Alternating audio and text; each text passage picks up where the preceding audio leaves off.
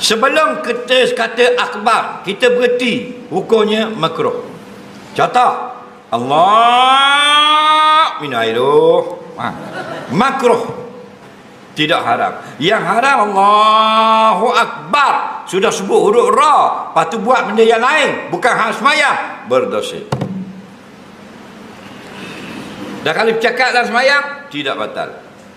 Lepas tu suruh mari dengar, betul tak? Cakap dalam sembahyang tidak batal. Cakap dengan siapa? Cakap dengan Allah. Faham lagi? Wajjahtu wajhiya lillazi fataras samawati wal ard. Ya Allah, ya Tuhanku, aku sembahyang, aku hadapkan muka-muka padamu yang menjadikan alam ni, langit dan bumi. Betul tak? Tu kita bercakap dengan dia tu. Dah kalau cakap dengan manusia, tak batal juga. Dah so air lah. Khabar sungguh. Malam ni baru nak khabar, satu patwa, lama dah, mu dah tahu. Hukumnya tengah sembahyang, kalau kita bercakap dengan manusia, tidak batal. Tak batal ke mana? Tidak sengaja. Tak sengaja tu ke mana? Sedikit.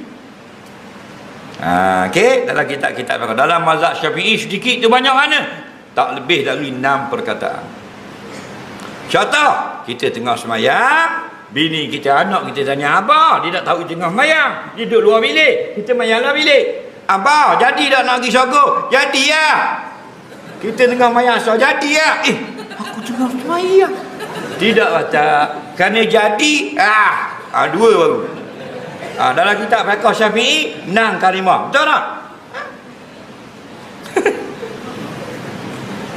Faham lagi?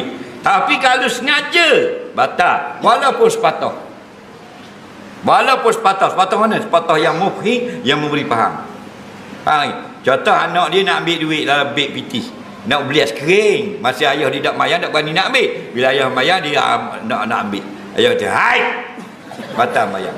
Faham tak? Kerana khitab dalam keadaan sengaja kepada manusia, faham? Batal. Walaupun ki, jaga. Dalam kitab fiqh. Kalau kita ni, hai tu mana, jangan jangan ambil. Hai tu ke ambil banyak ke mana?